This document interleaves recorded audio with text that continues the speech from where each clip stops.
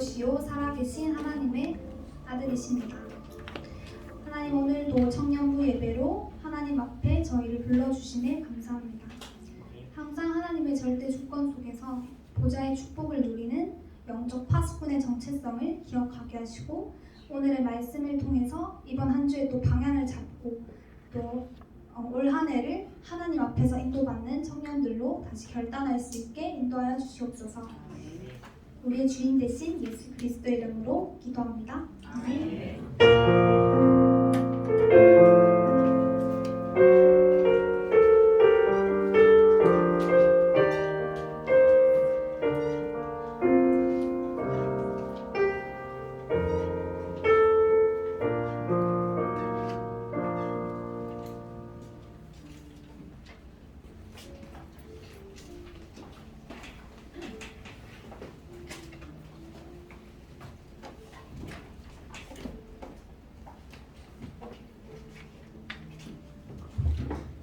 성취된 하나님의 말씀은 이사야 62장 6절에서 12절 말씀입니다. 제가 봉독하겠습니다. 예루살렘이여, 내가 너의 성벽 위에 파수꾼을 세우고 그들로 하여금 주야로 계속 잠잠하지 않게 하였느니라. 너희 여호와로 기억하시게 하는 자들아, 너희는 쉬지 말며 또 여호와께서 예루살렘을 세워 세상에서 찬송을 받게 하시기까지 그로 쉬지 못하시게 하라. 여호와께서 그 오른손 그 능력의 팔로 맹세하시되, 내가 다시는 내 곡식을 내 원수들에게 양식으로 주지 아니하겠고, 내가 수고하여 얻은 포도주를 이방인이 마시지 못하게 할 것인즉, 오직 추수한 자가 그것을 먹고 나 여호와를 찬송할 것이요 거둔 자가 그것을 나의 성소들에서 마시리라 하셨느니라. 성문으로 나아가라, 나아가라. 백성이 올 길을 닦으라. 큰 길을 수축하고 수축하라. 돌을 제하라. 만민을 위하여 기치를 들라. 여호와께서 땅끝까지 선포하시되, 너희는 딸 시온에게 이르라. 보라, 내 구원이 이르렀느니라. 보라, 상급이 그에게 있고 부흥이 그 앞에 있느니라 하셨느니라. 사람들이 너를 일컬어 거룩한 백성이라 여호와께서 구속하신 자라 하겠고, 또 너를 일컬어 찾음받은 자여 버림받지 아니한 성읍이라 하리라. 아멘. 천국 보좌를 누리는 영적 파수꾼이라는 제목으로 박선주 목사님 말씀 주시겠습니다.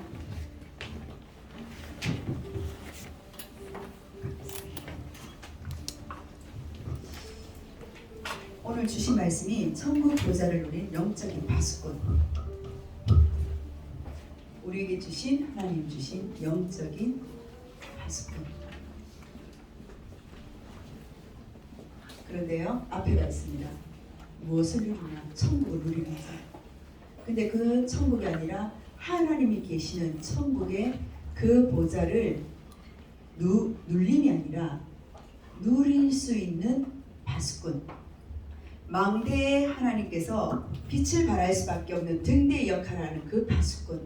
근데 그 파수꾼은 육신적인 파수꾼이 아니라 영적인 파수꾼. 오늘 주신 이사야 62장 말씀입니다. 62장의 6절에서 12절, 우리 청년들에게 한 해를 마무리하는 이 기회 속에 주신 말씀이에요. 많은 사람들은 진정한 도전을 하기를 원합니다. 하지만 그 도전이 나의 의에 의해서, 내 생각에 의해서, 내가 부딪히는 한계에 의해서 도전하는 것이 아니라, 진정한 도전은 하나님께서 함께 하셔야지 도전이 시작이 돼요. 왜요? 도전했을 때 길이 열리는 겁니다. 안 그러면요, 내 마음속에 그 한계 속에서 계속 묶일 수밖에 없어요. 저번 주 혹시 말씀 기억하시나요? 최영수 목사님 주셨던 말씀이 뭡니까? 천국이 가까이 왔느니라. 그러면서 마태복음 4장에 대해서 말씀을 해주셨습니다. 저번 주 강단에 마태복음 4장에 말씀하셨는데, 보면은요, 예수님께서 이때라고 표현을 하신 부분이 있어요. 비로소 이때부터 예수님께서 사역하시는 대목이 있습니다.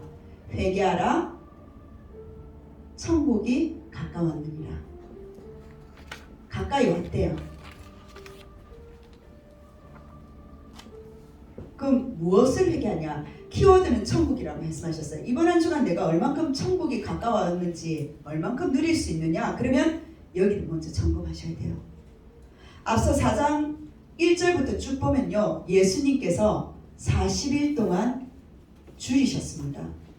세상의 금식이 아니라 하나님 앞에서 금식을 했어요. 우리 청년들 금식하면 어떻습니까?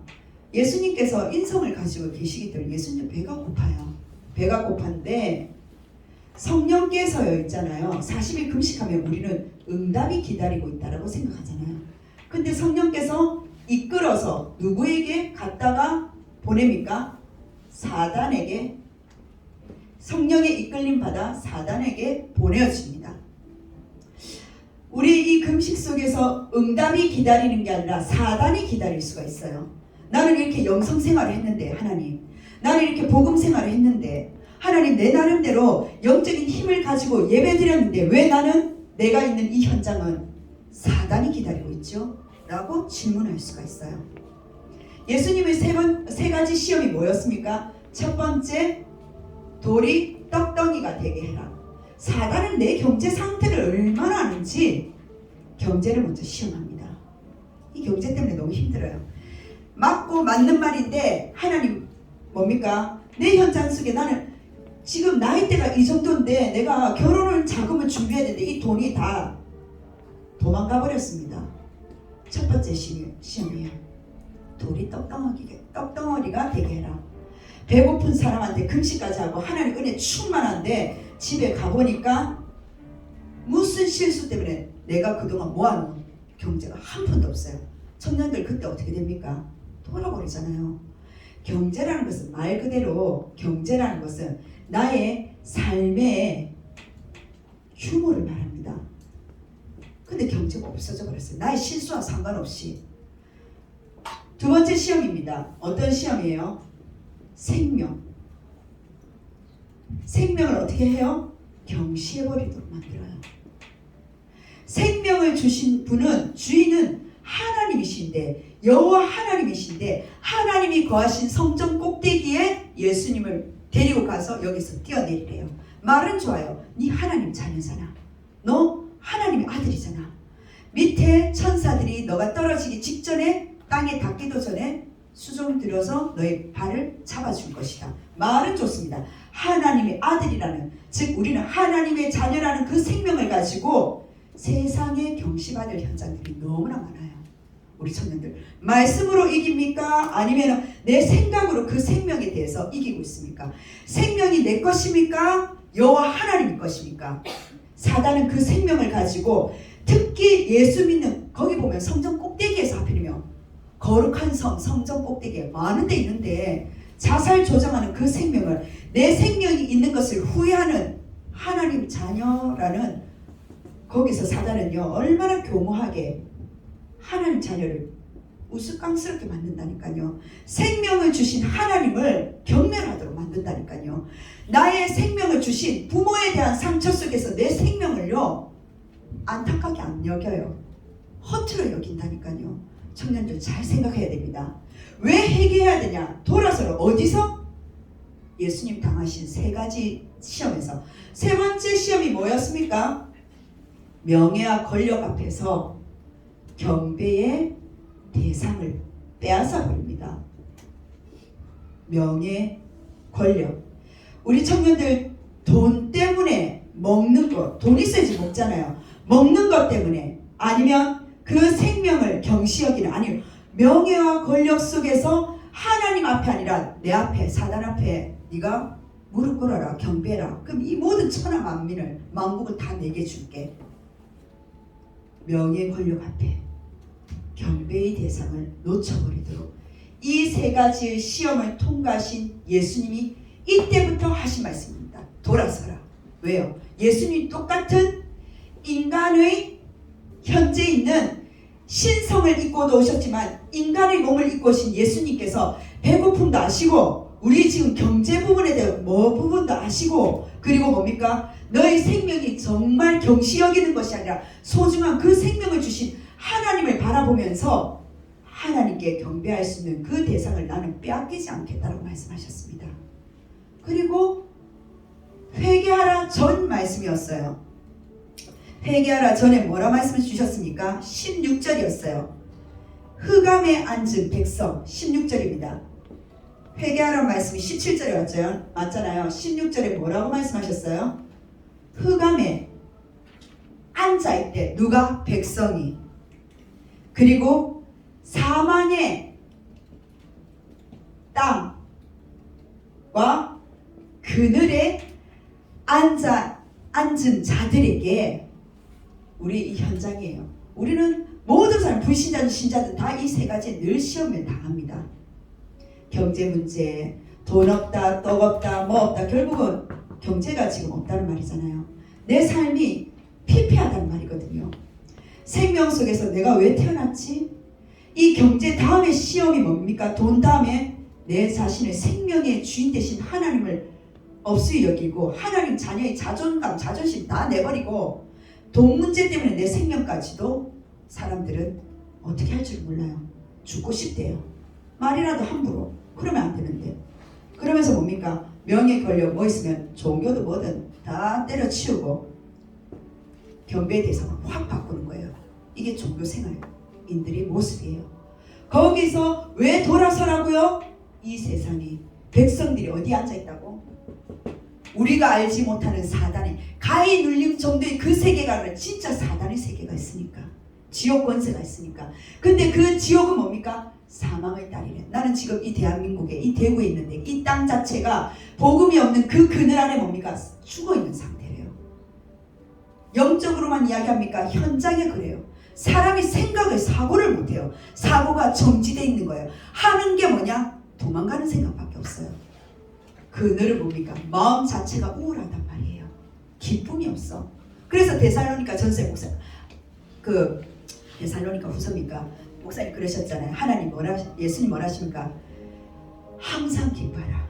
쉬지 말고 기도해라. 범사에 감사하라. 이 모든 것이 그 마음과 생각을 지키시는 누구예요? 하나님의 뜻이란 말이에요. 너희 마음과 생각을 지키신대요. 내 마음과 생각이 흑암과 사망과 땅에서 뭐냐? 우울한 거라. 결혼해도 똑같아. 조금 만족하는 것 같죠? 뭐냐? 계속 여기에 묶여져 있는 여기에 누가? 흑암에 앉아있는 사람이 백성들이 빛을 봤대요. 이 빛을 보려면 뭡니까? 위에서 뭔가 번개가 떨어져야지 빛입니까? 아니에요. 내가 있는 그 흑암의 현장 속에 그늘의 현장 속에 내가 이 복음을 제시했는데 그 사람은 빛처럼 받아들이는 거예요. 그리고 더 뭡니까? 빛을 보았고 빛을 본 자와 사망의 땅과 그늘에 뭐라고 됐습니까? 앉은 자들에게 그 빛이 비추어졌대요. 누가 비춘다고요? 오늘 담임 목사님 그 말씀하셨잖아요. 저번 주에 당회장 최영수 목사님을 통해서 뭐냐? 회개하라. 어디서요? 돌아서라. 천국이 가까웠는데 그 천국은 여기 있다 저기 있다가 아니라 뭐냐? 네 심령 속에 세 가지의 문제로 계속 돌고 있는 네 심령 속에 천국은 있다. 그 천국을 가까이 왔기 때문에 누릴 수 있는 자가 되어라. 그게 감사하는 자다. 감사하는 자는 정복할 수 있습니다. 생각이 왜요? 거기에 키가 안 돼 있거든요. 그 생각을 여러 각도로 볼 수 있는 보이는 시각이 눈이 열린단 말이에요. 안 그러면요 거기서 생각과 마음이 다 눌려져 있어요. 하나님 여기서 주시는 빛을 본 자가 비출 수 있습니다. 제가 저번 주는 그거 총회한다고 잠시 간증을 못했었는데 어느 현장 속에 있는 그 분이 이제 왜 그때 한번 잠시 간증을 했었잖아요. 간 이식을 해야 되는데 간 수치가 정상으로 돌아가면서 이식도 안 하도록 되면서 이분이 퇴원을 하셨어요. 경북대 병원에서. 그리고 이시아폴리스 쪽에 있는 병원에서 조금 그거 하시다가 퇴원하셨는데 어느 날 토요일날 계속 다락방 그룹콜 10명 데리고 계속 다락방하고 있는데 이분이 전화를 안 받아요. 전화는 돌고 있는데 꺼지지도 않고. 그리고 몇 주 상간에 보니까 교도소에 계신 거예요. 알고 보니까 3아웃이라면서요. 음주 사건은 첫 번째 벌금, 두 번째 벌금, 세 번째는 뭐냐? 이 사람 고의성이 있다. 바로 집어넣는데요. 이 사람 이제 퇴원해 갔는데 퇴원하기 모든 전의 사건들이 이제 죗값을 받아야 되니까 그게 3아웃 되면서 바로 들어간 거예요. 이제 6개월 후에 이제 항소하신다 하시는데 그럼 몇 개월 동안 만나지를 못한 거예요. 연락이 안 되는 거예요. 어떻게 연락을 이분이 편지가 와서 어떻게 연락이 됐는데 여기에 있다 해서 저희들이 접견이 들어갔는데 접견도 안 해요. 왜? 오미클론뿐만 아니라 계속 코로나 때문에 안 돼. 접견 자체가 안 되는 거예요. 겨우 들어갔더니 세상 현장에는 이혼의 배경이요. 세상 현장에는 그런 기구한 현장이요. 세상 현장에서는 그분의 가정 삶은 여러 가지 삶은 너무나 힘든 현장인데 하나님 그 현장 속에서 5명이 들어가 있는 그 교도소 안에 3명을 불신자를 데리고 다락방을 하고 계시는 거예요. 오늘 목사님 실천상황 2부 때 뭐라냐 다락방 하나 하셨거든요. 이분이 그 3명을 데리고 다 불신자라 생짜배기라 붙잡고 그 뭘로 가고 하냐니까 매주에 들어오는 중직자를 통해서 들어오는 강단 메시지 녹취본 그걸 가지고 그래 이해는 되냐 왜 이분이 오랫동안 교회를 떠나신 분이셨거든요. 하신 말씀이 자기가 아는 만큼만 설명을 한대요. 좋다 그러면 복음 편지 다음부터 들어왔을 때 처음 이 현장이 뚫기가 힘들어서 그렇지 들어가면 바로 그 다음 다른 사람 못하도록 우리가 예약을 다 걸어버리면 되거든요. 일주일에 2번밖에 못해요. 그래서 복음편지 우편으로 같이 넣어줄 테니까 접견 들어왔을 때 그 설명한 걸 전달하니까 알겠다요. 그 옆에 한 명이 있는데 그 한 명은 스님이라는 거예요. 스님은 자기가 예배에 들어갈 수 없으니까 그냥 같은 방에서 옆에서 귀만 열면 다 들리는 거예요. 같이 그 방이니까. 이러한 현장인데 제가 이걸 보면서 사역자에 대한 제자에 대한 눈이 바뀌기 시작한 거예요. 어떤 눈? 저는 훈련을 다 받고 하나님께서 뭘 여러 가지 그거 생각했는데 아니요. 나는 세상 현장에 이 3가지로 죽어가고 있어서 사람들이 오히려 사역 대상으로 봤는데 하나님이 다른 장소에 보내시니까 거기에 자기보다 더 연약한 자를 붙이시는데 자기가 하나님은요 사역자로 만드신 그 현장을 보게 된 거예요. 우리 청년들 우리가 훈련을 어디까지 받아야 될까요? 결국은 내가 그 현장 속에 우리의 가장 문제는 하나님이 나와 동행하는 축복을 누려야 되지 않겠습니까? 복권 이름이 동행복권이 있더라고요. 동행복권. 복권이 동행되면 되는 것이 아니라 하나님이 나와 함께 하시는 그 임마누엘 시작 속에서 오늘 본교회 강단이에요. 이번 주 강단. 하나님 산업선교와 핵심에서 그 말씀하셨죠. 마지막을 하나님 장식하면서 준비하면서 우리는 어떤 기회를 가지고 나가야 되냐고. 오늘의 강단입니다. 천국 보좌를 누리기래요. 그 영적인 파수꾼에서 이 강단입니다. 그 강단이 우리 청년들 여러 가지 우리 청년들이 나이대가 있을 거예요. 20대 청년, 30대 청년, 40대 청년. 저는요 제 인생에 20대 오히려 사명이 더 불탔어요. 왜? 교사를 하면서 여러 가지 그거 하면서 이때 신학을 결단했으니까. 30대의 저 현장 사역 현장 속에서 하나님 훈련을 굴리는 현장이었어요. 40대 현장 이 현장 속에서 또 다른 사역 속에서 하나님은 뭐냐? 그릇을 키우면서 진짜 목회란 무엇인지 하나님 훈련시킵니다. 우리 청년들의 20대 내가 있는 그 30대 내가 있는 그 40대 그런데 동의해요. 뭐냐? 예수는 그리스도다. 그 하나님의 참된 능력 속에 하나님의 영으로 어떻게 역사하시는지 그 동행의 축복이 20대도 필요했고 30대도 필요했고 40대도 필요했어요. 거기서 30대의 후반에 뭐냐? 결혼이라는 인생의 중대사도 있었지만 별로 그렇게 중요하지 않았어요. 왜요? 제가 목사가 되어서 아니요. 20대부터 그랬었어요. 하나님이 주신 결혼은 그리고 앞으로 모든 남편뿐만 아니라 자녀들도 모든 가문 다 중요하지만 이게 중요한 게 아니에요. 아니 목사님 후대운동인데 중요하죠. 근데 이게 중요한 게 아니에요. 하나님이 나와 동행하는 20대, 30대, 40대 속에서 그 그룹 준비로 저는 목회 잘하는 것 뿐이지 이것도 중요하지 않단 말이에요. 나의 정체성을 놓치면요. 동행의 축복을 놓치면요. 아무거나 동행이 아무거나 들어온다니까요. 경제가 필요하다? 그럼 복권.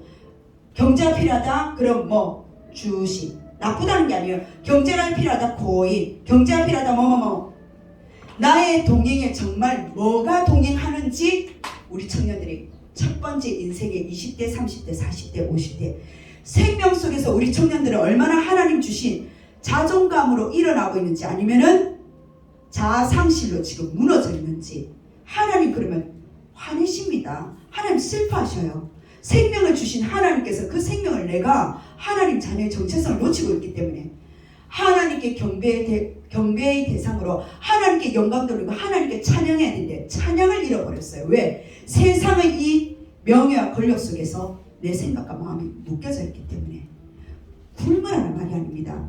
미국에 예전이었어요. 그때가 제가 20대에 들었던 내용이었어요. 어떤 분이 그 현장 속에서 너무 안타까운 현장이었는데 하나님의 음성은 그게 아니었다라고 저한테 간증을 하는 거예요. 미국에 갔다 오셨던 분이 뭐였냐면은 미국에 가니까 정말 살기 힘들더라 쭉 이야기하면서 이분은 간호사셨어요. 그래서 국제 그 간호사 시험을 치고 이러면서 저보고도 이제 20대에 콜링한 거예요. 미국에 와요. 그러면 내가 이렇게 일자리가 좋다. 그럼 저는 이 자리에 안 섰겠죠. 그러면서 여러 가지 콜링이 있었는데 하는 말이 어떤 사람이 참 신기한 현장을 봤다. 어떤 현장은 어떤 여자분이셨는데 경제가 없다 보니까 늘 주식으로 라면만 드시고 계신다는 거예요. 그러면서 이 간호사분이 그랬대요. 저 여자분은 라면만 먹고 산다고. 그러면서 이분이 기도로 뭐라 했냐면 하나님 저 여자분 참 불쌍하다라고 육신의 눈으로 가지고 그 라면을 먹는 상황을 가지고 판단을 한 거예요. 근데 하나님 어떤 마음을 그 여자분에게 여성분에게 간호사분에게 그 마음을 감동을 주시냐면은 나는 저 여자가 라면을 저 먹는 모습이 오히려 아름답다라고 자기 마음에 그렇게 감동을 주시더래요. 맨 처음에 이 간호사가 이해가 안 됐대요. 하나님 자는데 지금 라면 먹고 있잖아요. 그런데 라면 먹는 저 여자 모습이 뭐가 그래 감동입니까? 라고 질문했는데 나중에 알았어요. 이분의 고백이에요. 나는 라면을 먹고 있지만 내가 있는 이 자리에 하나님과 나와 동행하시는 그 사실이 너무 기쁘다는 거예요. 인생을 라면 먹는 인생이라는 말이 아니라 그 여자분의 생계도 문제가 안 된다는 말이에요. 청년들 정말 믿음이라는 게 뭘까요? 우리에게 주신 이 복음은 어마어마한데 나의 이 세 가지 문제가 늘 도전하고 그룹 준비하고 여기서 머물고 있는 거예요. 하나님 이 그룹 준비도 있지만 이것을 뛰어넘는 하나님 영적인 파수꾼으로서 우리에게 3단체가 따라오지 못하는 저 천국의 세계 속에서 보좌가 있는데 안 보이니까 그 영적인 세계 안 보이니까 파수꾼의 역할이 무너지고 있는 거예요. 아십니까? 40대의 파수꾼의 역할이 무너진다. 30대 뭐라 합니까? 왜 우리가 해야 되는데요? 헌신이라는 게 다 깨지는 거예요. 30대 안 하니까 20대 젊은 왜 우리가 해야 됩니까? 위에 청년들이 있는데 그럼 헌신은 도대체 누가 해야 되는 겁니까? 헌신은 곧 순교라 했는데 그 순교가 우리가 죽는 것이 어떤 게 죽는 것일까요? 내 시간을, 내 경제를, 내 몸을 이게 죽는 것이 순교 아닐까요? 그게 헌신인데 사람들은요. 헌신을 뭐라고 생각합니까? 윗대가 안 하니까 왜 우리가 해야 됩니까? 우리가 왜 해야 됩니까? 밑에서 해야 된다. 그럼 도대체 누구를 해야 됩니까? 청년의 역할의 헌신이 무너져버리면 누가 해야 됩니까? 청년들 잘 생각해야 됩니다. 하나님이 주신 성경 66권 속에서 목사님 1부 때 말씀하셨어요. 2부 때 말씀 안 하셨습니다. 66권의 7 렘넌트도 중요한 게 아니다. 로이와 조이의 그 장난감 이야기 잠시 예를 들면서 말씀하셨어요. 뭐냐? 성경 66권 7 렘넌트에 대해서 이야기한 것이 아니라 7 렘넌트가 사용받을 수밖에 없는 렘넌트를 통해서 하나님 나타내신 예수가 그리스도라는 사실, 이 그리스도가 길이에요. 우리는 이 그리스도를 저 흑암의 현장 속에, 이 그리스도를 사망의 딸에, 이 그리스도를 뭡니까? 저 그늘의 현장 속에 빛을 본 우리가 베드로전서 2장 9절에 언약을 붙잡고 빛을 비칠 수 있는 그 헌신이 자리 잡지 않는다면요, 계속 위 안에는 밑에 너희들이 해라. 청년일 때 다 놓칩니다. 집사직분, 아까 제 나이 때 이야기했죠. 뭡니까? 나중에 도망가요. 왜요? 가지 헌신을 가지고 헌신이라 이야기하면서 그 조직 속에 들어갈 수 있기 때문에 청년이라는 부서 자체의 정체성을 다 놓친 거예요. 그게 어디서부터? 벌써 윗대부터 생각 속에 무너지면 밑에 있는 아이들은 무슨 잘못입니까? 그게 오늘 목사님 말씀하신 이사야 맨 처음에 말씀하셨죠. 이사야 6장 13절. 이게 그루터기예요. 제가 왜 이렇게 장황하게 이야기했느냐. 남은 자, 어린아이도 맞지만 남은 자, 남을 자, 숨겨진 자, 남겨진 자. 예수님 뭐라 하셨습니까? 바알에게 무릎 꿇지 않는 7,000명의 제자가 남겨져 있다. 이게 바로 그루터기예요. 내 주위에 복음 받을 그루터기가 남아있단 말이에요. 그게 바로 남은 자예요. 그 남은 자가 뭘 한다고요? 후대 운동을 한단 말이에요. 나에게 주신 그 언약을 가지고 두 번째 이사야 이러한 언약을 가진 자에게 렘넌트 운동을 아는 자에게 후대 운동이라서 내 말 잘 듣는 그 아이들 어린아이들이 후대 운동이 아니라 내 주위에 있는 전도와 선교의 남은 자 남을 자 남겨진 자 저 흑암과 사망의 딸 그늘에서 천국을 볼 수 있는 그 제자를 찾는 우리에게 남은 자로서 이사야 몇 장입니까? 7장 14절이에요. 너희 방법이 아니라 하나님과 동행하는 임마누엘 방법으로. 방법까지 설명하셨어요. 세 번째, 하나님께서는 우리 청년들에게 그렇다면은 너희들이 힘이 없지 않느냐? 그래서 하나님 주신 말씀을 붙잡으란 말이에요. 독수리같이 새 힘을 얻는 비상할 수 있는 힘. 그걸 이번 주 산업선교하고 핵심이 뭐냐? 기회다. 모든 것을 마무리하고 준비할 수 있는 독수리같이 그 말씀의 언약을 붙잡고 비상할 수 있는 그 힘을 가지고 네 번째 뭐라 하셨어요? 이사야 60장. 일어나라. 주저앉아 있지 말고 왜 생각에 회개하고 돌아선 너희들에게 저 세 가지에 맞는 것 같지만은 맞지 않고 그리고 준비해야 될 것 같지만 하나님께서 이끄시는 그 현장 속에 있기 때문에 일어나라. 무엇을요? 이미 너희들에게 다 주신 콘텐츠 복음의 이 빛을 가지고 주저앉아 있지 말고 기도했을 때 일어났을 때 발할 수 있는 발을 내디뎠을 때 하나님 홍해가 갈라지는 것처럼 기적이 일어난단 말이에요. 그리고 다섯 번째 뭐라 말씀하셨어요? 이사야 62장 오늘 이 말씀입니다. 오늘 파수꾼이 망대. 파수꾼이 무너지면 다 무너져요. 그래서 우리 청년들의 모든 연령별을 함께 뭐냐? 파수꾼의 역할을 해주는 거예요. 이건 누구 하나 목사님 혼자서 청년부를 이끄는 것이 아니라 청년부 전체 하나 주신 파수꾼의 역할이에요. 거기서 우리 청년들은 책임감을 가지고 일어나야 된단 말이에요. 본론 목사님 결론 짧게 합니다. 본론 뭐라 하셨어요? 기도의 파수꾼. 왜? 24시 그 하나님 나와 함께 하시니까 너의 능력이 아니라 기도해라. 말씀의 파수꾼. 에스겔 골짜기에 생명을 대언했던 즉 말씀을 대언했을 때 하나님은 살았고 활력이 있어 좌우날선 어떤 것보다 예리하여 혼과 영과 관절과 골수를 찔러 쪼개시는 뭐냐? 내가 굳어있는 내 생각을 깨트리는 이 말씀의 파수꾼으로 기도와 말씀의 이 능력을 가지고 뭡니까? 너의 현장 결국은 전도와 선교지만 뭡니까? 나의 현장을 다락방화시켜라. 살린단 말이에요. 전도와 선교는 우리의 주신 호흡을 실천상황 호흡 1번 실천상황 2번 다락방 현장 하나님 주신 이 현장을 가지고 이번 한 주간 하나님 나에게 주신 회개하고 돌아선 나에게 하나님 이번 주 강단 말씀을 가지고 우리 청년들이 이사야 전체 그리고 이사야 62장 이 말씀을 가지고 난 어떤 파수꾼으로 마무리를 하면서 어떠한 기회로 나는 도전해야 되겠습니까?